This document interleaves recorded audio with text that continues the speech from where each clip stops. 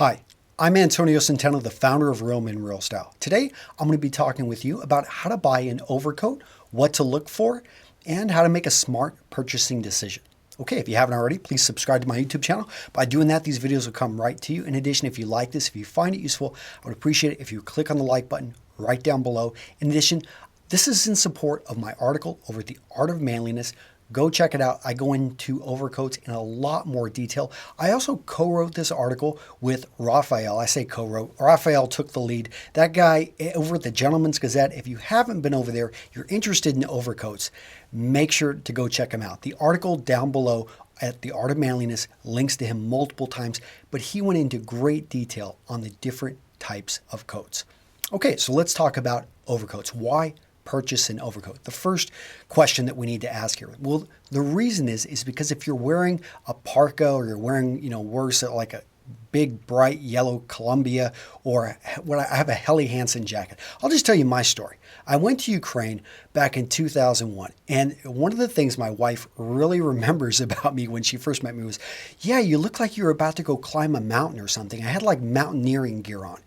And I don't know what it is about us up here in I don't know if other countries do this, but in the United States, we seem to all like to dress like we're going on an expedition gear. So we wear North Face, Columbia. Thing is that's fine if you're in Colorado and you're going to go hiking.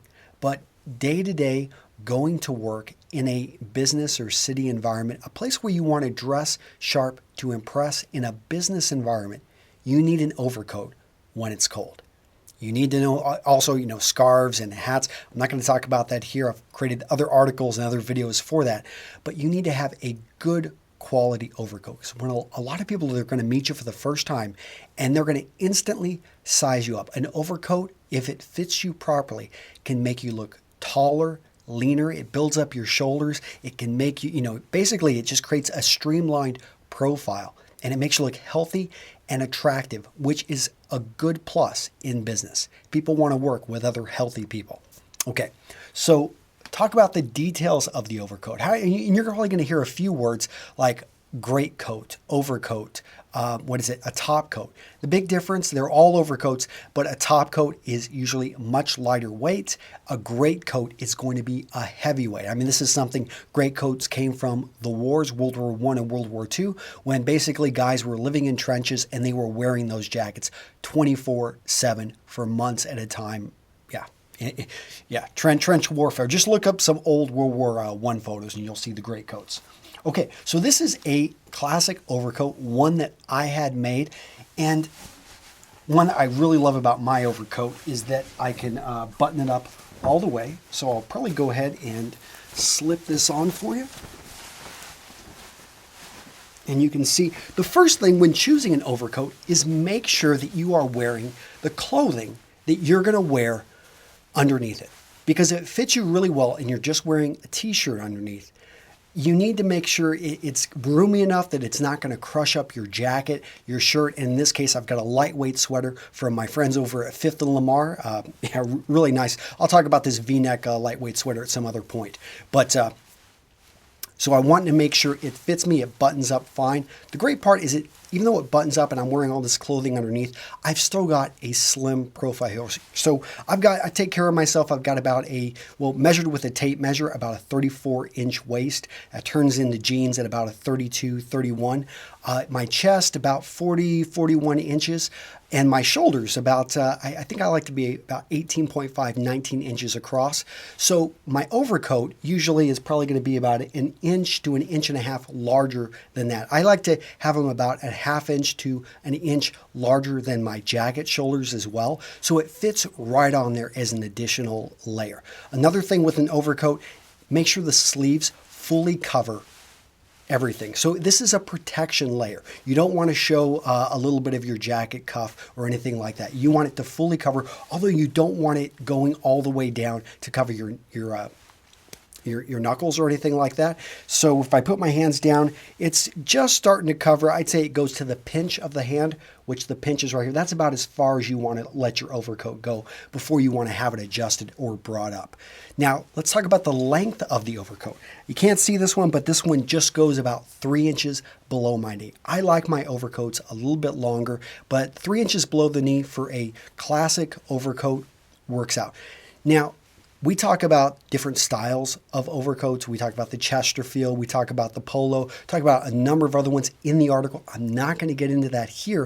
What I'm really going to try to do is make sure that you're paying attention to making sure that your overcoat fits as good off the rack as it possible, or if you go find it in a thrift store. The reason being, overcoats are more expensive than normal jackets to alter because they use a thicker, heavier fabric. So let's talk about the fabric. You want to be looking for 100% wool, maybe a wool cashmere mix. Usually going to knock the price up unless you can find it for a great deal in a thrift store. If you're going to have one custom made though, you want it to fit as, you want it to fit as close to perfect as possible. Now the tailor who made it, he can probably make some magic happen because he's got the tools to do that. But most seamstresses with just basically, you need to have a heavier duty sewing machine to be able to work with thicker fabrics like this. In addition, I like to err, if I'm going to choose a fabric, to go a little bit more heavier weight if I can find it. Usually that's going to last longer, be more durable. Even if a moth ends up finding this, it's not going to probably be able to eat all the way through. So that's another thing. This is 100% wool, or these are cashmere. Sometimes they use mohair or other types of wools. But basically, you want to make sure that you take care of this as well. So storage is I'll create a video for storage at some later point. Now, did I miss anything? We talked about length. We talked about fit. Now, style. Gentlemen, go down to the article. There's too many different styles. This is a single-breasted. I think single-breasted is one of the most versatile. And double-breasted would be where it overlaps and it's got two buttons right next to each other. This other single-breasted, I had this custom made, because I'm a custom clothier, and what I love about my overcoat is I can button the very top of it like this. And I'm in Wisconsin. It gets like negative 35 degrees Fahrenheit below zero here. So I'll wear it like this. I like mine to be very functional. I'll throw a scarf on. I'll put on a type of hat. And I'm usually good to go like this because it's made from wool, which I've talked about the properties of wool before, but wool is really nice in the sense of it can actually absorb about 30% of its weight in water before it even starts to feel wet. In addition, wool just has some great properties for not only retaining its shape, but creating an insulating layer and keeping you warm. That's why it keeps animals warm, and it's been used for, thousands of years. So guys, that is hopefully going to help you make a smart decision when you go out there to purchase an overcoat. And usually 3 options to purchase an overcoat. You can find one used at thrift stores. You can go buy one off the rack. I would go to higher end menswear stores. So look at Brooks Brothers, Paul Stewart.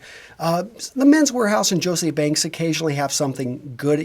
Make sure it fits you well coming out of there. They're probably not going to be able to make adjustments to their overcoats. Don't quote me on that, and you may be able to. They may be able to do it, but let me think. The other option is going to be to have it custom made. So look at there's a number of tailors. I recommend either myself. There's my friend Raja over at Monte Carlo Tailors in Bangkok. He does a great job. W.W. Chan in Hong Kong, or maybe Noble House in Hong Kong. And if you're in London, Savile Row, of course. And there's a lot of other great ones. Let me think. I could create a whole video on custom tailors. But guys, go out there. Find a nice overcoat. And if you need more information about men's style, don't forget, I've got a link to my free 47-page ebook down below, and that is free. You're on my newsletter, send you out helpful tips, and go find an overcoat and wear it in style. Take care. See you in the next video. Bye-bye.